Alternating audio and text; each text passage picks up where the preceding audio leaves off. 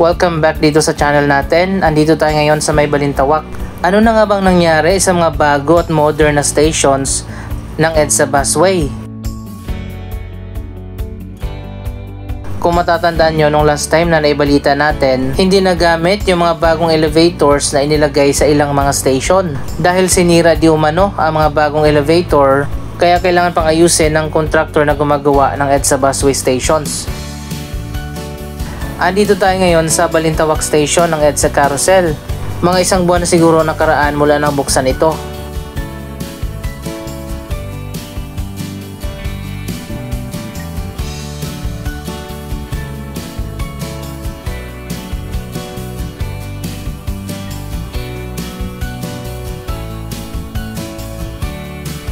Hanggang sa ngayon pala, isang buwan ang nakalipas, hindi pa rin magamit ang mga bagong elevators. Sayang naman at mga bago pa yung mga ito.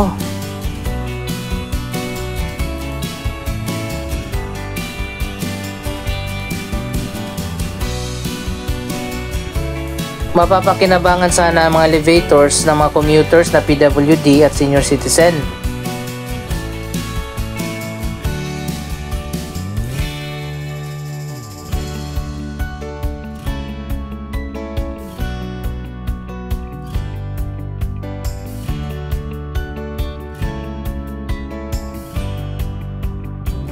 So ayan guys, makikita naman natin, ayan o, walang pindutan at wala rin power. Ongoing pa rin ba ang pag-aayos sa mga bagong elevator?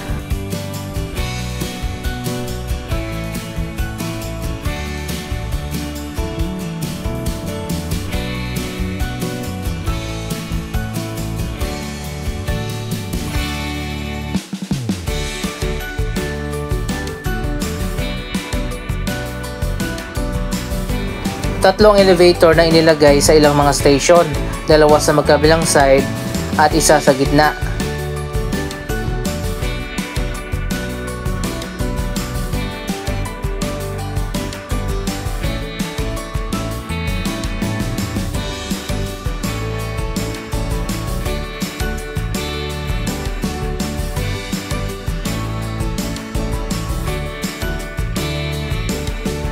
Sayang naman magkano din ang ginastos sa pagbili ng mga elevator na ito at hindi nagagamit.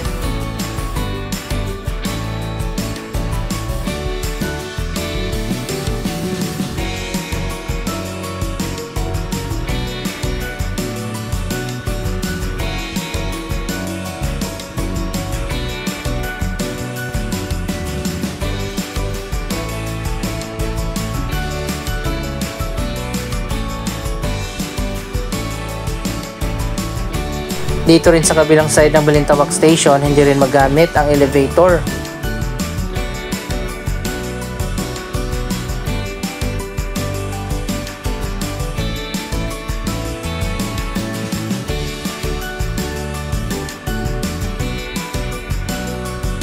Dapat pala escalator na lang siguro inilagay nila.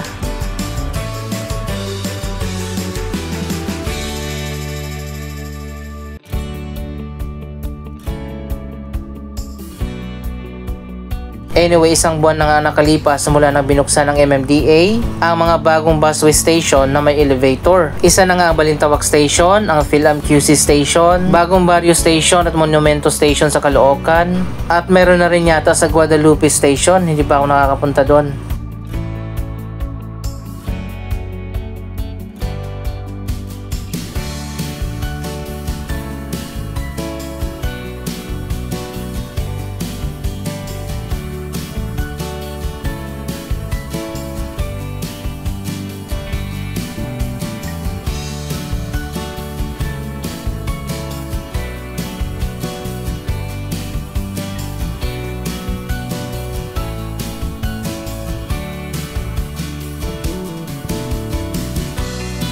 Andito naman tayo sa PhilAm QC Station ng EDSA Busway.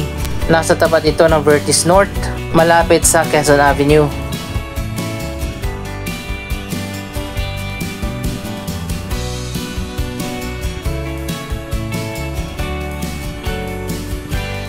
Naging controversial din ang opening ng EDSA Busway Station dito dahil sa matarik na ramp dito sa gitna ng station na dadaanan ng mga naka-wheelchair. Pati rin pala dito sinarado na yung mga elevator.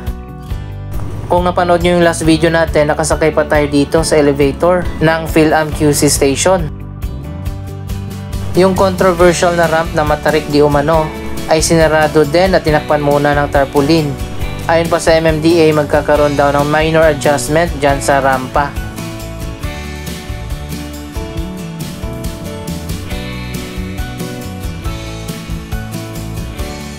Parang hindi na yata tayo magkakaroon ng modern na public transportation. Palagi na lang nasisira.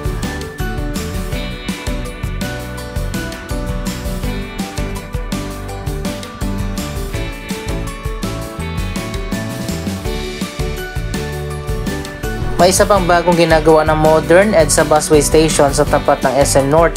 Mamaya puntahan natin. Pero dadaan muna tayo dito sa Vertis North. So ayun guys, ang ganda na pala dito at tuloy-tuloy na yung progress. Marami na mga residential condominium at office building ang naitayo dito.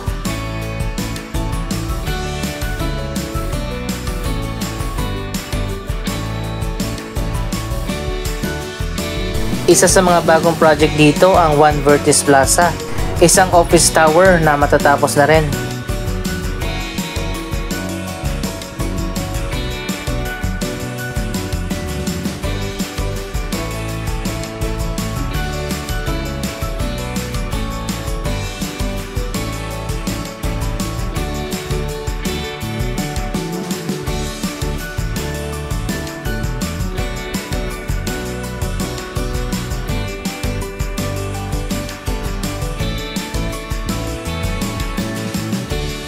Ito naman ang Rain Park.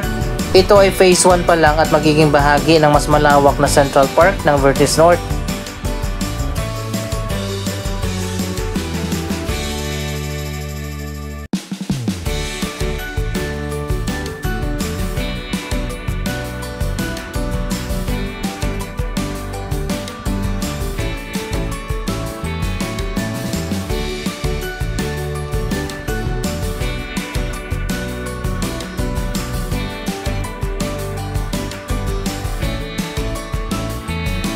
Nasa 2 hectares yung magiging buong lawak ng Central Plaza.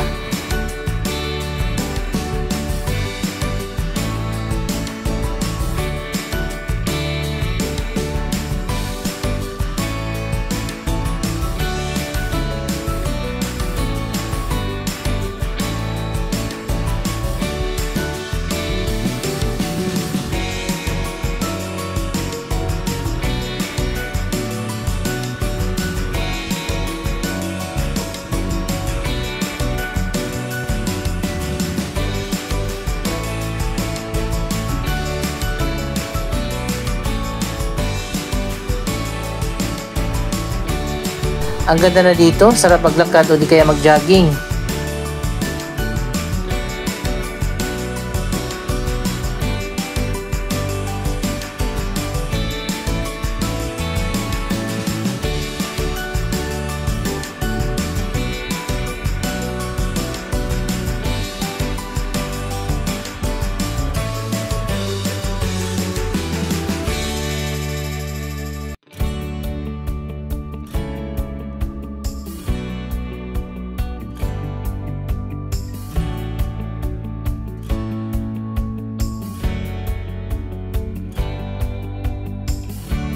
Itong area na to, bubuksan pa yan para maging bahagi ng mas malawak na Central Plaza.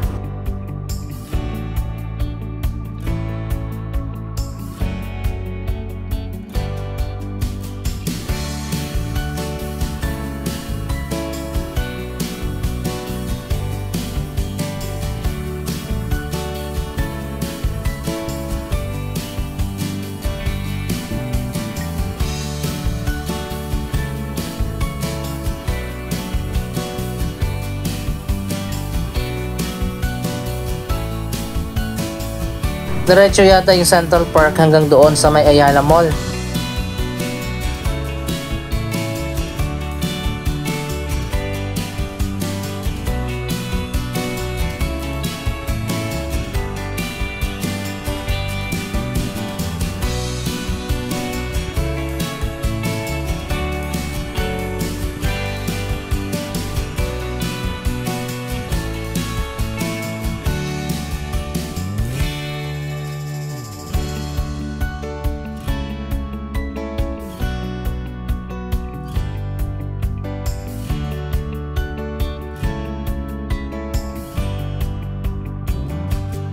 Ang Vertis North na nga ang bagong city central ng Quezon City. Ito ay joint venture project ng Ayala Land at ng NHA o National Housing Authority.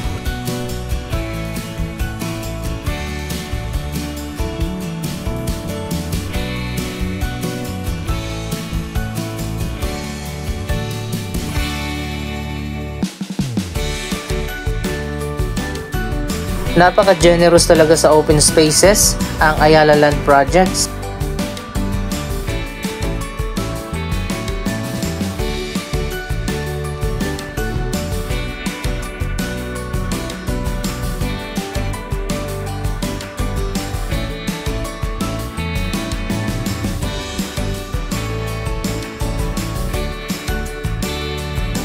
Medyo malawak din naman yung sidewalk dito.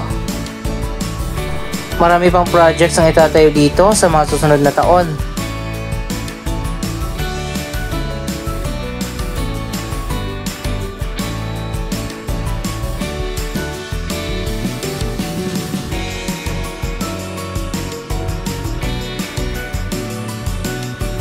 Ang Sule Resort North ang pinakabagong project na natapos.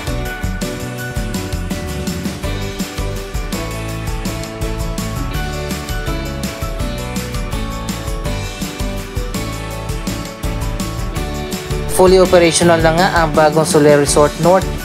Yung basta pala dito sa tapat ng Sule, sinarado sa ngayon, hindi ko alam kung anong gagawin dito.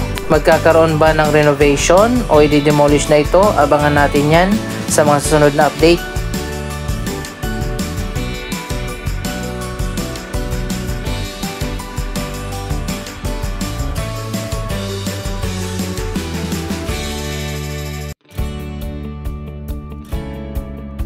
Samantalang ang UNTV Tower naman, hindi pa rin natapos hanggang sa ngayon.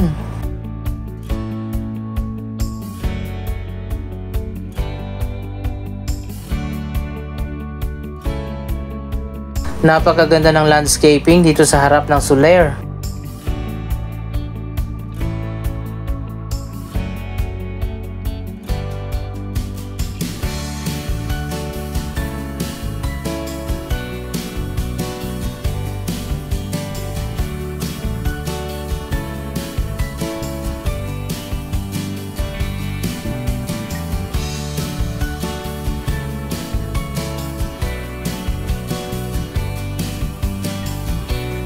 Ang UNTV Tower pala ay tatawagin na Philippine Broadcasting Hub kapag natapos na ang proyektong ito.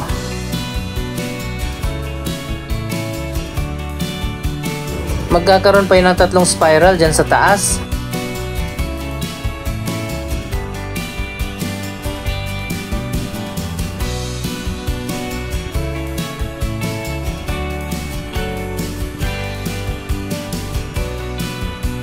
Andito na tayo sa tapat ng SM North. Ito na yung bagong modern busway station na tinatayo dito.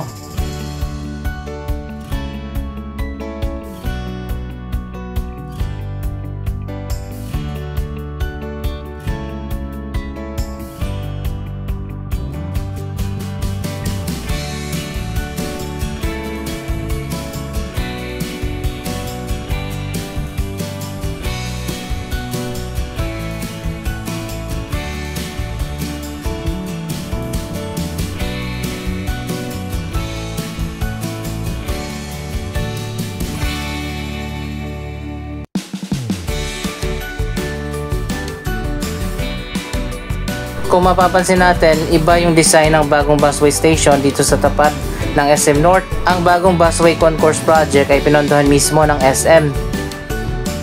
Magtatayo pa ng bagong modern busway station sa tapat ng SM Mega Mall at SM Mall of Asia.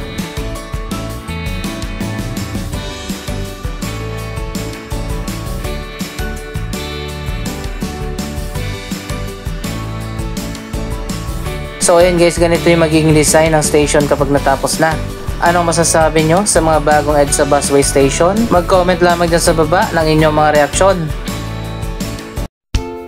Maraming salamat sa inyong panonood. Don't forget to like, share, comment at subscribe. Thank you for watching.